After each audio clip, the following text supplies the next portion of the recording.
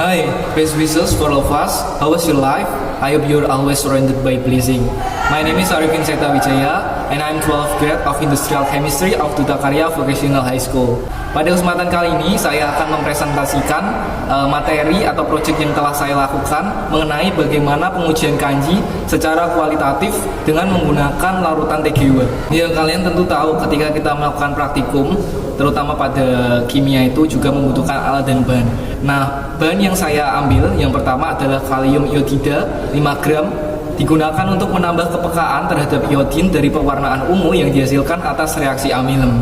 Kedua ada iodin 0,32 gram, mendeteksi adanya amilem. Kita juga membutuhkan etanol 96% sebanyak 50 ml, digunakan untuk pelarut dan juga menghilangkan mikrobia yang mungkin bisa muncul.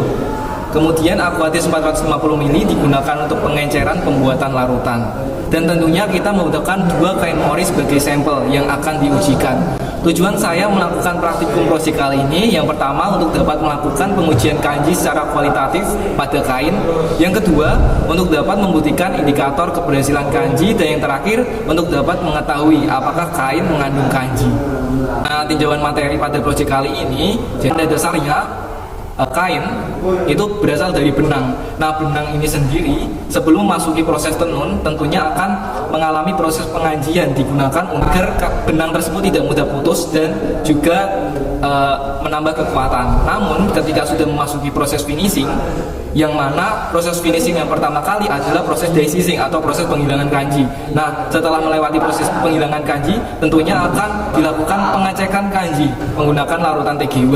Nah, setelah dirasa pengecekan kanji sudah aman, maka dilakukan bleaching dan pewarnaan. All my friends are toxic, ambitionless. Dan bahannya ketika kita praktek pasti kita perlu dan juga kita harus mengetahui tujuan kita menggunakan alat itu untuk apa. Yang pertama, teraca digital yang digunakan untuk menimbang kalium iodida dan juga iodin sesuai dengan kebutuhan.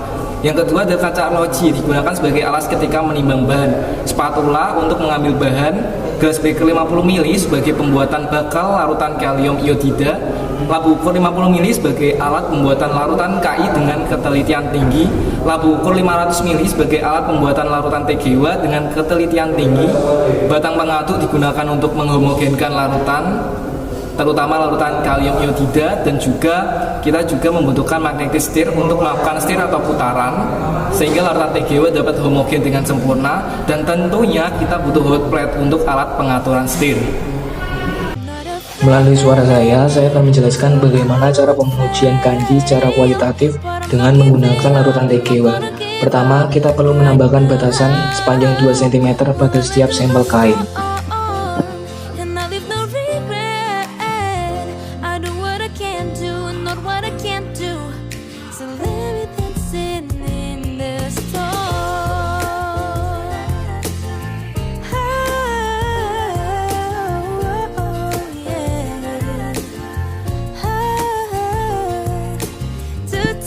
Kemudian kita membuat larutan TGW dengan menggunakan dan mencampurkan 5 gram kalium iodida, 0,32 gram iodin, 450 ml aquatis, dan juga 50 ml etanol.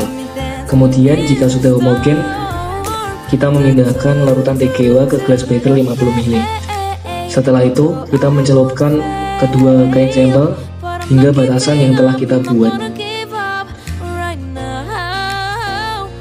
Kita nanti akan melihat kapilaritasnya berapa dan juga warna, perubahan warnanya apa.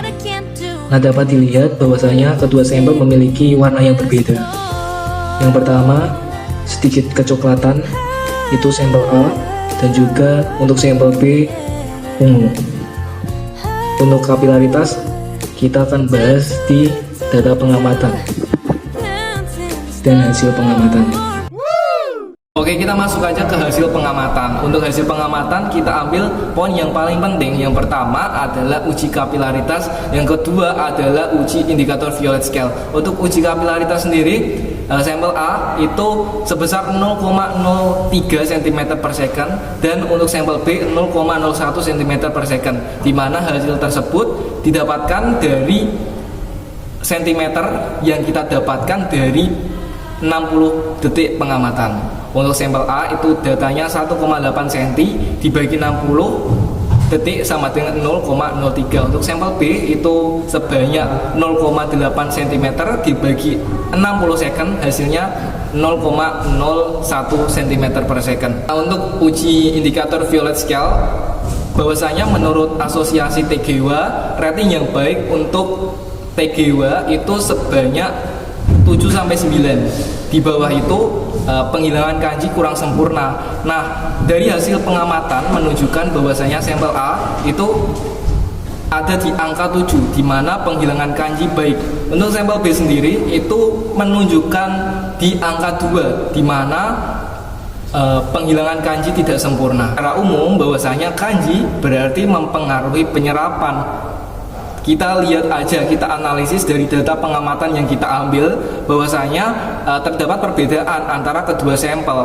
Yang pertama 0,03, yang kedua 0,01. Nah, kita bisa tahu kan bahwasanya kanji mempengaruhi penyerapan. So it can be concluded in this practicum are starting test can be done using TGWA solution, and then kanji success indicator is violet scale and capillarity test. And the last, fabric A does not undergo a sizing process and fabric B undergoes a sizing process. So that's all can I say. I apologize if there are sentences that are pleasing to all of us. I have one inspirational sentences for all of us, that the good life is one inspired by love and created by science. See you soon and bye bye.